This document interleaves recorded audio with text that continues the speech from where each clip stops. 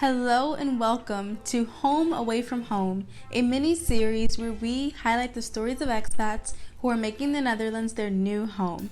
I am Amber Paris, and this series is brought to you by Expat Housing Network, your go-to team for expats buying or renting in the Netherlands. Today's feature is Anushka from Sint Maarten.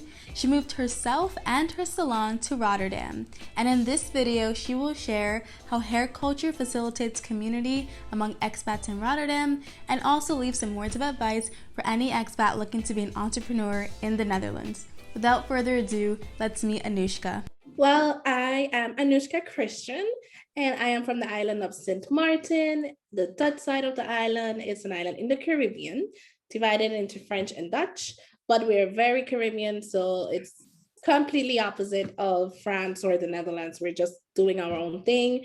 And of course, most of us speak English there, and we rely a lot on tourism. So that's the main language. We speak with everyone. Also, I am a second generation hairstylist. My mom had a hair salon in St. Maarten since I was a baby, and we closed that salon, and then I opened one here in the Netherlands in Rotterdam. So now we work together there. And yeah, it's been a long journey, but yeah, I'm really excited and happy for what's to come. We've been open for a year, and so far we've been rated top rated on 312, been in Elle magazine, featured in Glamour, and yeah, excited for what's to come. Wow, you've been open for a year and you've already been featured in a magazine. That's fantastic. Congratulations. Wow. Yes. Wow. Yeah. That's so awesome too to hear that your mom also owned the salon back home when you were a kid. I definitely want to talk more about that when we get into that section of the interview. I'd love to hear about that. So tell me what brought you to Rotterdam. Well, what brought me there was actually in 2017 after Hurricane Irma. That was a really big Category 5 hurricane, at one point Category 6. So at the time, I was also doing hair, but mostly in the bridal industry. So for all the destination weddings, for everyone that would travel there to get married. So that was just what I was doing most of the time while my mom worked in the salon. So after we're kind of, when you grow up on an island, you get used to hurricane season. You know it's coming, and it's not that intense every year. So in this case, it had been over 20 years since we had a hurricane of that intensity. So the last time, I was too young to remember every single thing, but I did remember a little bit. So and there are a lot of photos and videos and footage. So you're kind of mentally prepared. So in my mind, I thought, okay, well, at first it was level 3. So you're like, okay, we can handle that.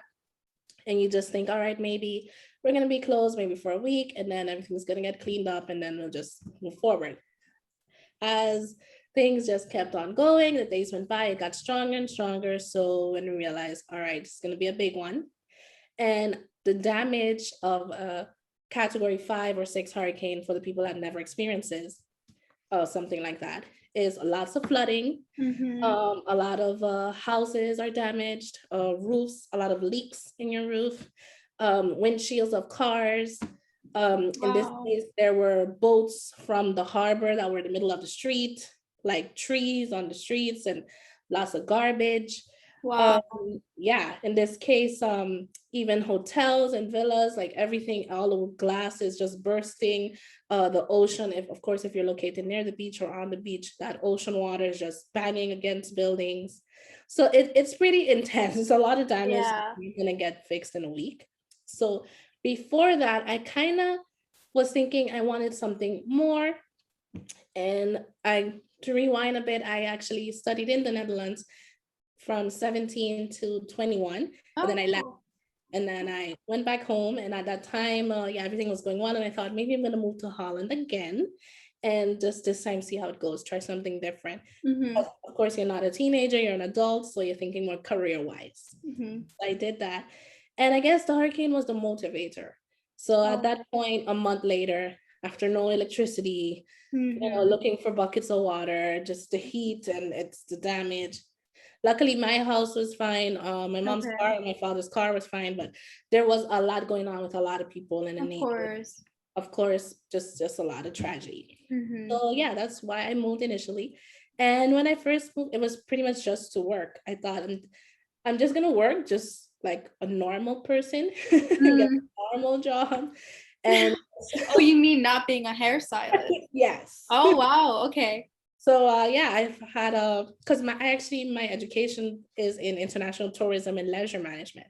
Oh, cool. That's So true. at the time I worked a lot in tourism before, and then I kind of transitioned into more administration and personal assistant and stuff like that. So I just thought, okay, I'm just gonna have an office job and that's gonna be it. So, and I just love Rotterdam. I love how multicultural it is. I love seeing people that look like me, that sound like me, and people from different countries.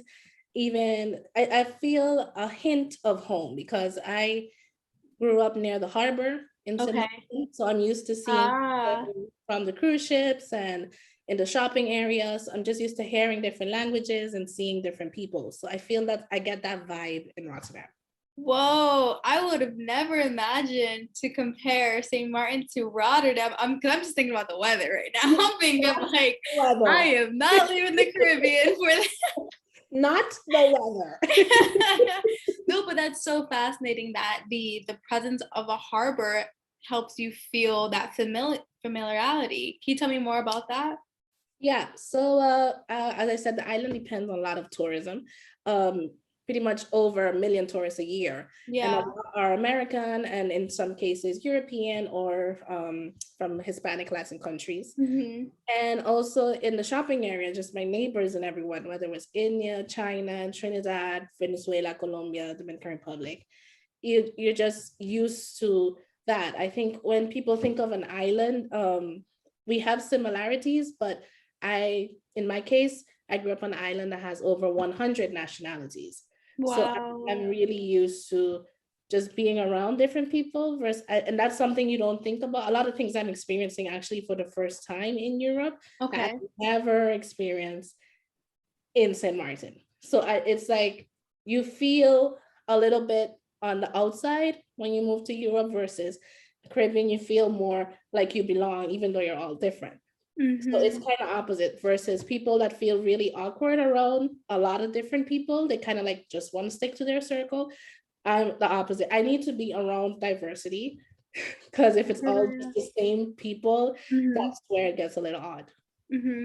Okay, so the similarity of the diversity in Rotterdam and in the Caribbean, that's what makes Yeah. you feel like you're home and it just makes you comfortable. But you Yeah. mentioned that there were some things that you were surprised about that kind of shocked you. What were some of those things? Yeah. So well, first, as you know, 2020 was a really big, memorable year. And aside from the pandemic, it was also a very, very, very Black Lives Matter movement. And just with that, I'm just used to being around Black people. It's just a way of life versus you experience that for the first time. And obviously it makes sense because you're moving to Europe, but you kind of don't process it as much until you get there. So you kind of have to look for your tribe. Okay. And Okay. So, Hispanic people, because my mom is from Dominican Republic. okay, I feel you. Yeah, for the people that like have never been to Europe or is planning on moving, it's not like in America and in the Caribbean where it's very open and direct, and it's like it's not It's normal conversation. it's just every day. It's just like if I'm describing someone to you, it's very natural for me to say like the Black girl from Trinidad or something. Right. It's very natural. It's not like a hush hush thing versus in Europe, it's very hush hush. It's like do I say Black? Do I say brown? Like, you know, oh, do you feel discriminated? Oh, we're not discriminating. Oh, I didn't mean it like that. It's all tiptoeing. So you had to like walk on eggshells when you it felt like you had to walk on eggshells on the Like they conversation. walk on eggshells with me. Oh, right. Yeah, Yeah. just say it. Just say it, right. Wow. Okay, so that's really fascinating. So you grew up around diversity, like you never stuck around the same people and you admire that and you love that. Yet in this new space, which is also diverse, it was like the language around diversity was suddenly like taboo and that surprised you. Yes. So Okay. it wasn't as open. Yeah, I feel that for sure. Awesome. So I want to know, what does home mean for you? You talked about comparing Rotterdam to Caribbean and you kind of felt similarity. How do you define home? Oh, that's very big question. How I define home? To me, home is definitely a feeling, and that feeling comes from the things you see, the things you hear, the things you taste, the things you eat. So it's a combination of things. And of course, in my case, home definitely means heat and weather. That's a big Yeah. part. But home to me, the best definition is familiarity, just familiarity being around your tribe. Mm-hmm. Your tribe. Yeah, yeah. I feel that. So it's like no matter where you are, what's the saying goes, it doesn't matter where you are, it's who you're with, something of the sort. Yeah, So even if you're in another space, you can still feel at home if you have that tribe, you have those exactly. people who are around you. Yeah. So can you describe that feeling then? What is it like when you're around your tribe? What is it about being with your tribe that makes you feel like home? Well, first in this case for me, it's language. That's Mm, number one thing. Because as I said, I am born on the Dutch side, so I do have Dutch nationality, but we only got it in school. So it's not a language that we speak to each other or on the street. mm. But coming here, you hear, of course, you're gonna hear Dutch, and I speak Dutch sometimes. So when I hear English, I'm like, oh, this person speaks English. When I hear Spanish, I'm like, oh yeah. And when I hear Caribbean English, I'm like, Yes. oh, yes, y'all. Yes. Oh my God. I'm excited right now because I feel what you mean. Like I totally relate to that. I'm not from the Caribbean, but in New York, there's such a big Caribbean culture. And when you hear someone on the train or you hear someone say something in either if it's in Spanish or as you just said, like in that Caribbean tone, you're like, you turn around quickly, like, where are you from? We can Yes, be friends. that's Because friends.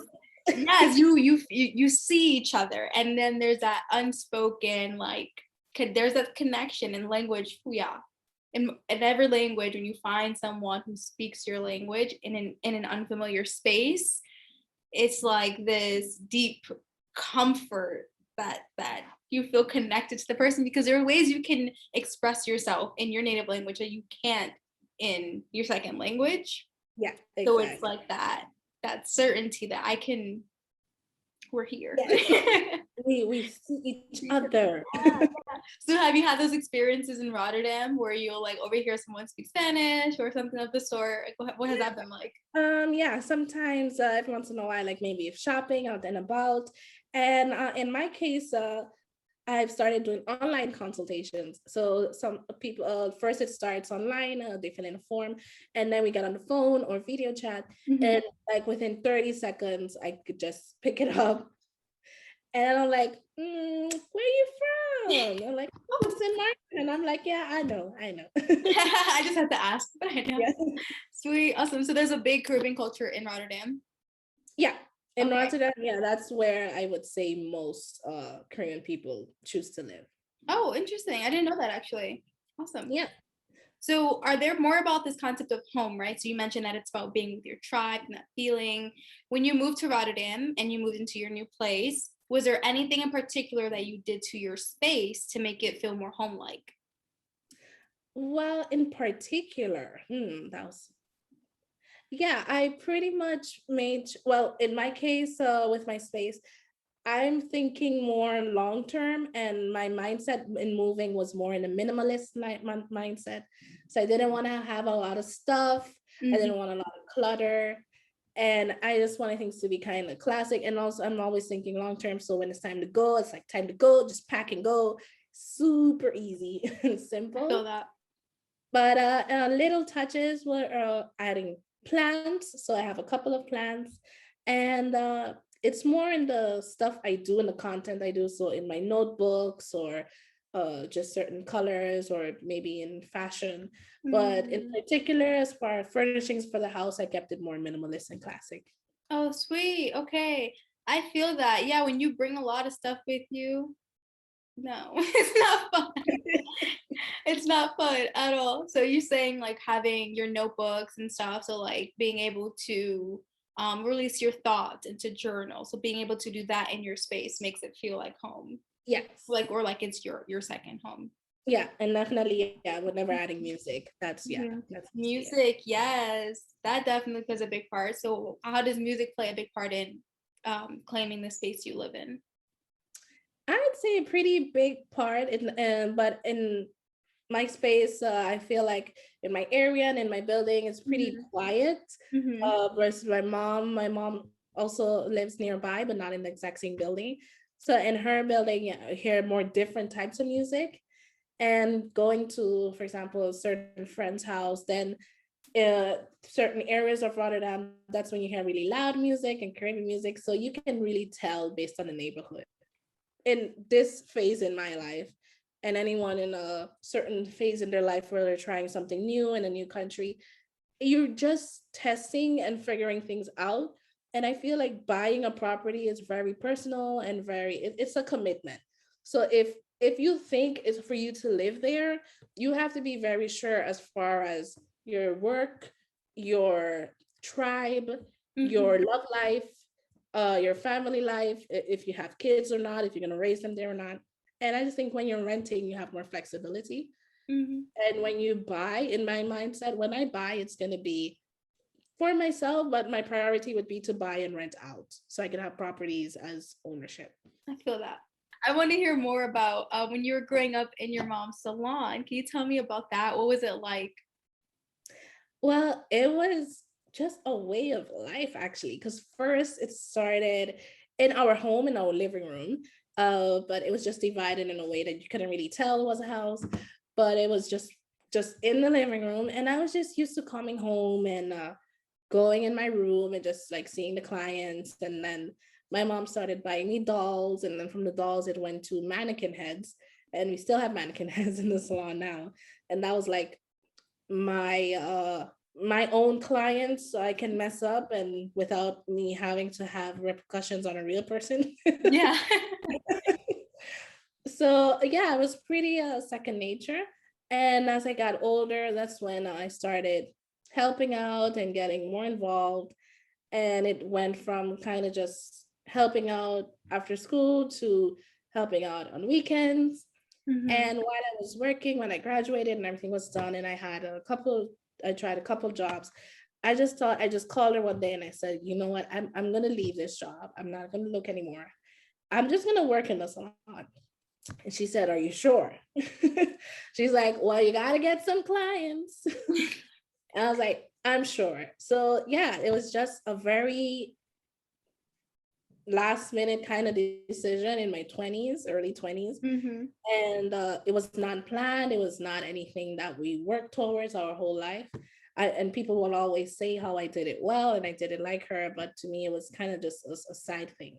Mm, interesting. Yeah, I definitely have a lot of friends who also have like I would go get my hair done and it was in their living room. And it was so cool though, because it felt like you were part of their home in a way, because it was more personal. And also getting your hair done is so personal too, right? You grew up with your mom or your aunt or someone close to you doing your hair first. And I think that's why we look for a trusted stylist, because that like that connection to someone doing your hair is so personal. So you want like your hairstylist to also feel that. And so Yeah. having like a home salon has that unique feeling of like this other like well-respected community individual, touching my hair like in my. I learned actually, I was looking at the history of hair in Africa and like where the different styles come from in the different parts of Africa. Yeah. And I learned that if you would know if a woman was sick or if someone had died by the way her hair looked. Not that it looked bad, but the way that it was braided. The particular braids communicated certain things to the community. So it would communicate what tribe you're from, of course, your caste, but also if someone was sick, if you had entered womanhood, like it was literally and still is such a huge language. It is unspoken language. And so then the practice of getting your hair done in the community transcribes into that, the Yeah, continuous, communication. definitely. It is definitely more of self-expression. I Mhm. feel like in especially in New York, well, based on what I've seen, and in the Caribbean, it's Mhm. really about self-expression. You Mhm. just do what you feel like. You're like, I feel like having blue braids this month. Next month, I want red curls. Next month, Yeah.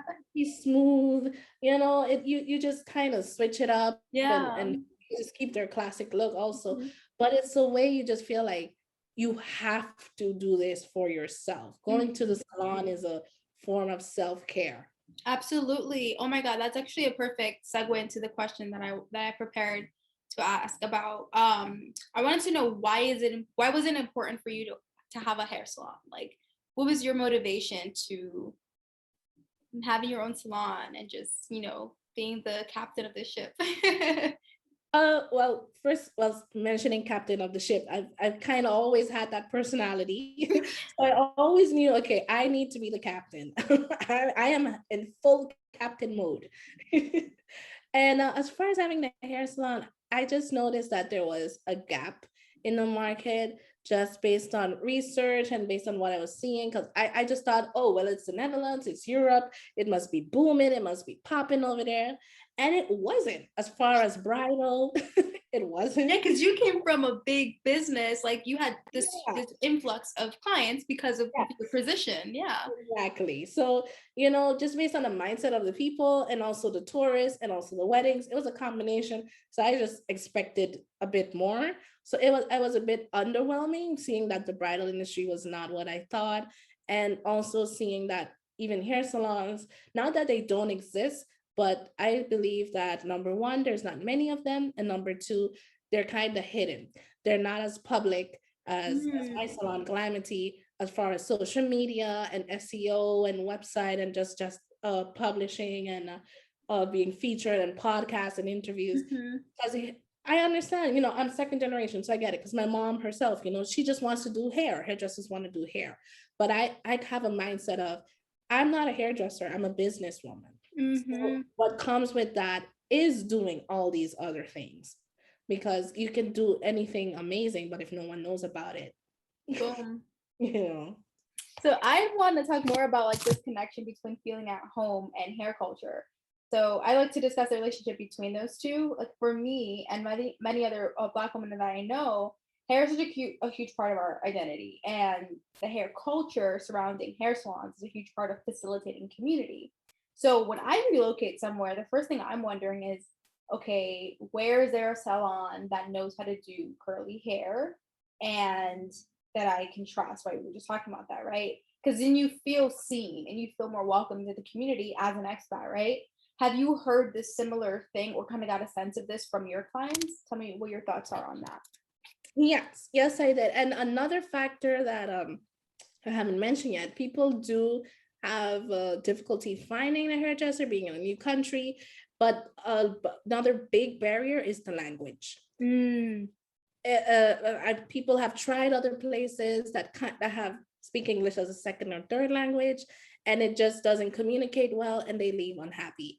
So you have to be able to say what you need when you're sitting in that chair. Absolutely. You gotta really like connect and understand. And I just think there's just certain things that certain people they're not gonna get. And they're gonna think, oh, you're gonna look fine, I got it, I understand. And then they do it and you're like, oh God, she didn't understand. Yeah. So that's a big factor also. So just the fact that we speak English and Spanish.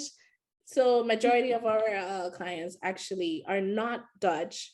They're from all different countries. So we have Sri Lanka, Uganda, Ghana, Kenya, just a lot of Cape Verde, Dominican Republic, just so many countries. So that's really the good. And they all just have that thing in common, where they're like, the language barrier, it's just tough to understand them. They don't understand you. And the second thing is the hair type. One thing people know, because of course you wouldn't know if you're a hairdresser, is in hair school, a lot of hair schools, and the ones that I know of here in the Netherlands, they receive training on mannequin heads, but all of those mannequin heads have straight hair. So they don't get education on braiding, on relaxer, on afro hair, on silk press, on certain blow dry techniques. So the average person will think, oh, it's the same thing, I'll just do the same thing, it'll look fine. But it's not. You need different tools, different products, different technique, and it takes more time. So yeah. has there been feedback on what your salon's presence in the community has done for your clients? Oh, yes. I feel on a daily basis, I just hear women say, it's so hard to find a hairdresser that understands me, understands my hair. Right. Because it's mostly here in the Netherlands, it's more hearsay and word of mouth. And you got to ask someone that asks someone that knows someone that knows someone. And just the relief kind of, and I always ask them, so how did you find me? And they're just, I just asked in social media, or I just found it on Google, or you know, it's just so refreshing for them and they feel so calm. And I really try to push the obvious things. So I always push before and afters. I make sure I include people with curly hair, with afro hair, with really kinky hair, just not the straight hair. So I really try to kind of push it in people's faces of, trust me, I get it, I know. And we also kind of formulate the services in a certain way. So for example, this year 2021 we added afro stretch blow dry, that's what I call it. So it's pretty much women that have very, very kinky afro hair. They don't want to flat iron it, they don't want to keratin, they don't want to relaxer, they just want to, they don't want to deal with wash day. They just like, just wash it, stretch it out, I got it from there, thank. So and they're like, oh, this is so great and simple and fast and easy, you know, it's just done. Because if you do it, it's going to be all day. If I do it, it's a couple hours. All day. I mean, I won't know if I see my mom because she has a lot kinkier hair than me, and I'm just like, but to your point, like that, how amazing is that also, because it's so unique to have that knowledge and expertise and care for afro hair. So that also is such a unique contribution that, you know, the community now has people who knows how to do their hair, because that's all the options are: get a blowout or something else. But then now to just, you know, what you just described is very rare when the community is so small, right? Like when the hair salon community is so small also. And as an expat especially, you already are trying to figure out where things are. So then you have to think about your hair care too, and you're like, things are already limited, hair salons are hidden, now I have to find somebody who knows how to do my kind of hair. Like, this is tough. So to your point of like just marketing very well to make sure that the expats know that you are in Rotterdam is huge, very important. Yes, that's like number one priority for me, really getting the word out there and letting people know, like, for all hair types, and knowing I always tell people you have a zero hair shaming philosophy. I love that. Because I get it, again, my mindset is structured a little different from a traditional hairstylist, because I know the complaints. I've heard them, I've seen them, I've read them, you know, as a young girl, as a child, in social settings with other women. Yeah, that's huge, and that's, you smart. See, I know what y'all looking for. I got you, boo. I got you. I listen. Yes. All right. So I want to hear more about your story as an international settling into Rotterdam. What were some things that you were nervous about when you were preparing to move to Rotterdam? Well, one of the things I was nervous about was first finding my tribe, and secondly, finding work in just a comfortable environment, because I mentioned the language is a big factor. And because there's so many expats here and there are a lot of jobs for expats, they're also limited. And they're also in certain industries. Right. Because of course, an administrative assistant or secretary, they're going to prefer a Dutch native, versus in IT and engineering, they're probably going to go for the expat. So those were the two concerns I was thinking about. Okay, so how is this going to work? But as time went by, and then I just learned that, and this is what I always tell everyone that moves immediately here, is the first thing as far as work is you're going to find a job, and that job is pretty much someone vouching for you. So not to get too hung up on what kind of job or where it is, but it's kind of saying on your resume, someone hired me, someone gave me a chance, so you should hire me too. And I always recommend people to move fast, which means don't stay in one job, especially when you first get here, for 4, 5, 6, 7 years, because that is preventing your growth. You grow faster and better by moving to a different job, and your salary also grows faster.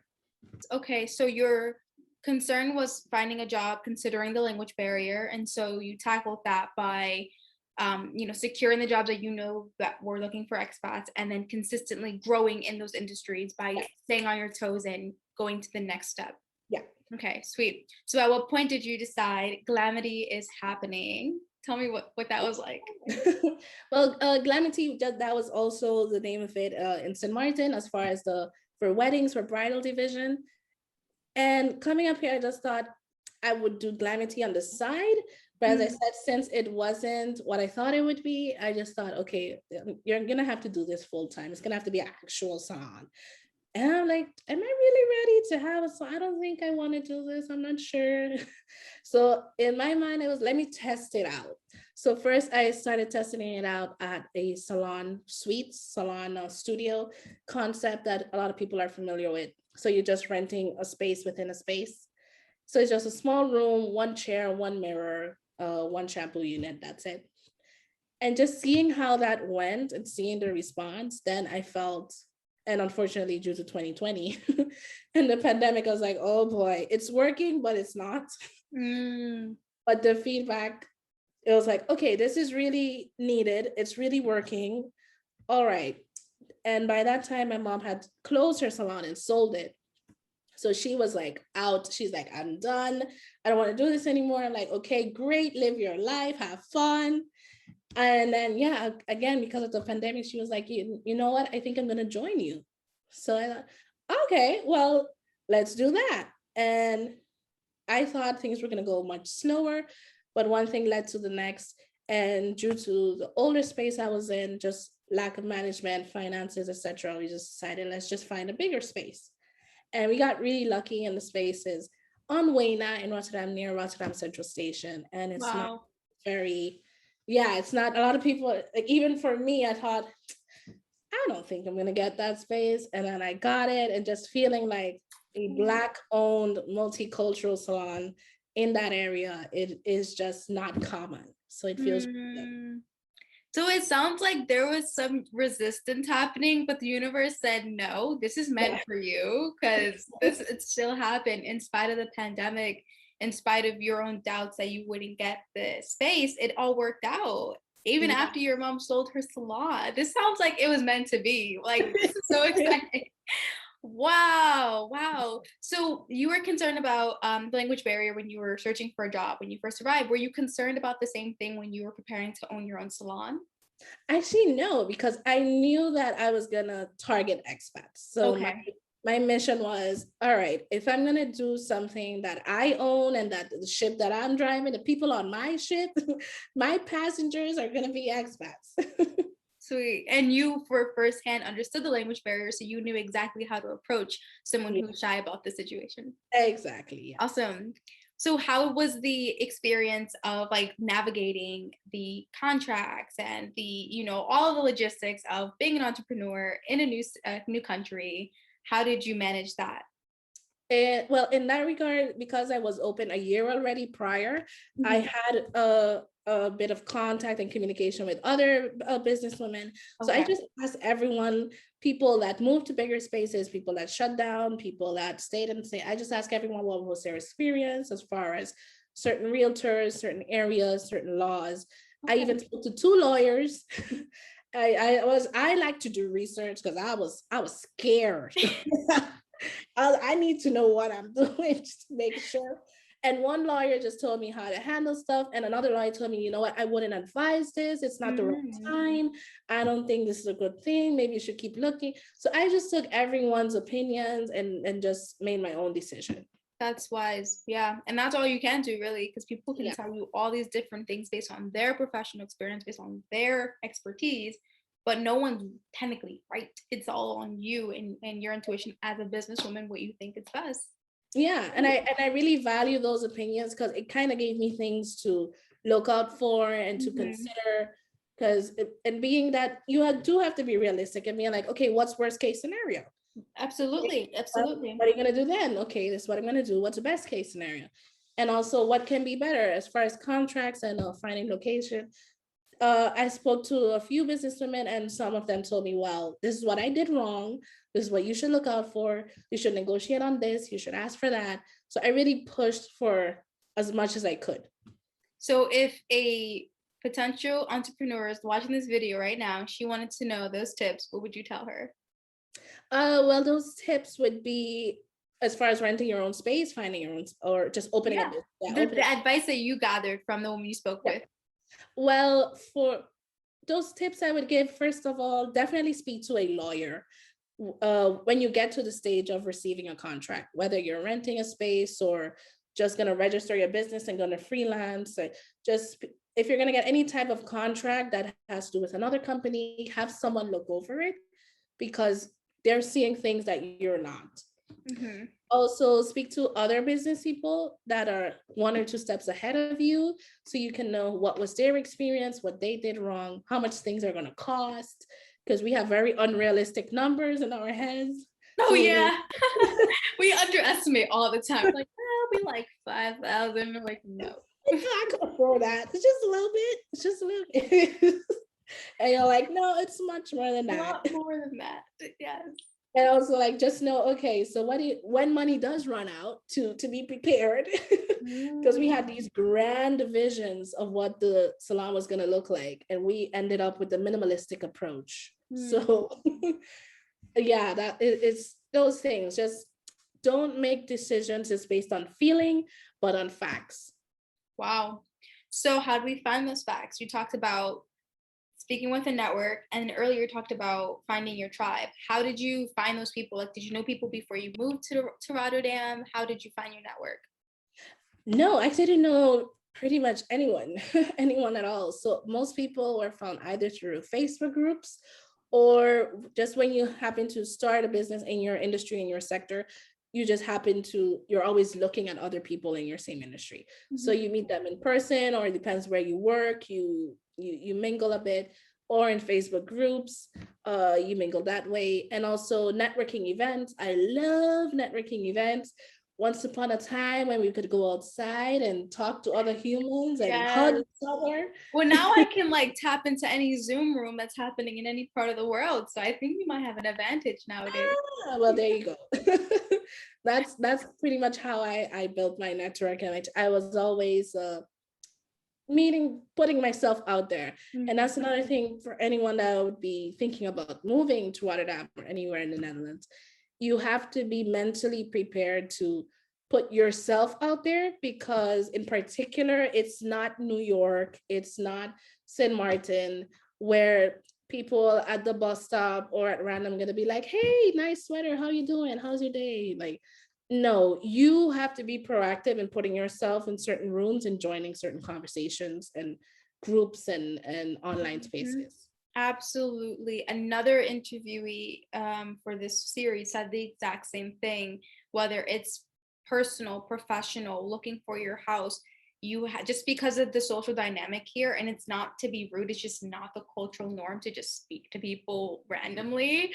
So you definitely have to take the initiative to say what you need and what you want, and take initiative, right? And then when it comes to being a business owner, especially when it's in a new country, it's like you have no choice but to ask people who are from here. You better go make those connections. Definitely. I remember when I was first opening, right before there was a Valentine's event.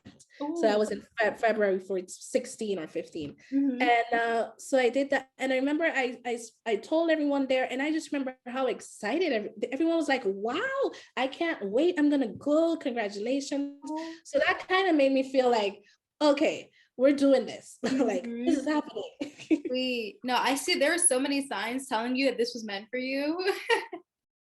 I don't know if you believe in signs. I was blind. I was blind, girl. I was blind. The thing is too, and this is another thing that I learned from the woman who I just referred to, who had the same advice as you. You're saying like, oh, I was so blind, I didn't know anything. Yeah, you still figured out you have a successful business, you're doing well. And what she said was, you're never gonna really know how compatible you are to live in a space, or really pretty much to do anything, until you just do it. You have to do it. Like, you can have all these things prepared. Yes, you can have have your facts straight, but you won't know every single thing. You have to have that leap of faith, whether we're talking about relocating or starting your business or like initiating a conversation. You don't know how it's going to go, and you have to just do it. Absolutely. And it's like, again, you just have to think, okay, what's the worst that can happen? And then what? And then what? You know, like, what are you going to do after that? Like, Mm-hmm. you know, I feel like we need to have that approach more often, especially being in a completely different country than where we grew up from. And we also just have to have a very open mindset and be realistic of, you know what, the country's not going anywhere. Your country, this country, no one is going anywhere. You can always move back. You can move somewhere else. You can do a lot of things. So it's not like you are stuck in one place and one decision. If one thing doesn't work, you can try something else. Well, thank you. You definitely dropped a lot of great pieces of advice for entrepreneurs, especially. So thank you. And thank you for your time. I really appreciate you sharing your story with us. Do you have any final words before we close off? Yes, well, thank you for the opportunity, for having me. I cannot wait to see the rest of this series. And I really hope it helps everyone watching and just motivates them, whether it's to Rotterdam or any other country. And if anyone has any questions or just wants to connect, they can always follow Glamaty on Instagram. And if you're local and want to check out what we have to offer at the salon, you can go to glamaty.com. And yeah, thank you guys so much for the opportunity, and hope you stay in touch. Of course you will. And I will be sure to leave all your details in the description bar of this video, or the link wherever it says, so that they can find you just by a click of a button. Oh yes, one more thing. Oh yes. Yes. This is brand new actually. Since I speak a lot about hair types and hair care, and I know a lot of times people are in different countries or people just can't come as often. So now I will be launching a subscription membership, and in there it will be all about hair care. So you will get a delivery of a very important hair product to grow healthy, happy hair. Nice. And they're also going to have tutorials step by step as far as blow dry, controlling frizz, so taking care of curls, braids. So all of that is coming. So be sure to sign up for the news when we launch in summer at besthaireverclub.com. Oh, I'm joining. Hello. Especially with the Netherlands weather, you need to definitely get some frizz control. Awesome. It's wild. Awesome. Sweet. Thank you so much. A huge thanks to Anushka for such an engaging conversation on the broad spectrum of hair culture, diversity, feeling at home in the Netherlands, and building an expat-friendly business. If you are interested in learning more about her services, click the link in the caption to visit her website and to visit her social media. Now, Anushka offered some great advice on building a business, and the same advice can be applied to finding a home in the Netherlands. Reviewing your contract with an expert can help you see things that you might miss on your own. It's highly important to know your budget, and it's helpful to speak with other expats who have been in your shoes. Our team at Expat Housing Network could support you in touching all these key points. Visit expathousing.network.nl or click the link in the caption to schedule a free intake with one of our expat housing specialists. And for more stories on how expats are making the Netherlands their new home, subscribe to this channel and follow us on all social platforms at Expat Housing Network, where we post on a daily basis how to find and feel at home in the Netherlands. Thank you so much for tuning in. We'll see you soon.